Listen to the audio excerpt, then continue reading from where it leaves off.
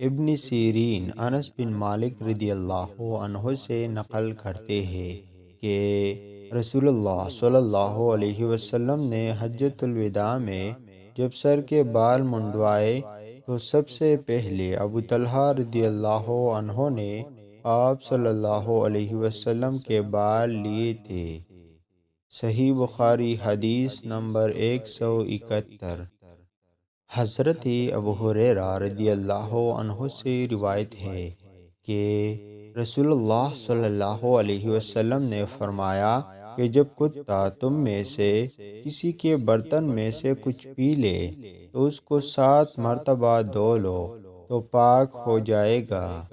صحیح بخاری حدیث نمبر 172۔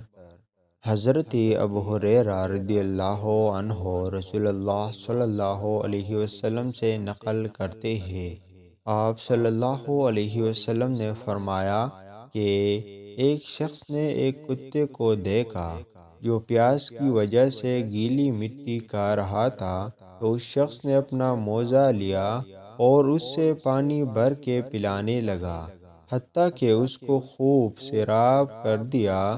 اللہ نے اس شخص کے اس کام کی قدر کی اور اسے جنت میں داخل کر دیا۔ صحیح بخاری حدیث نمبر 173۔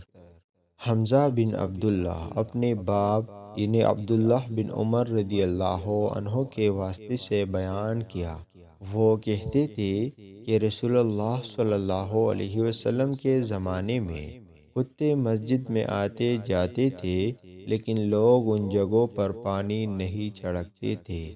صحیح بخاری حدیث نمبر 174۔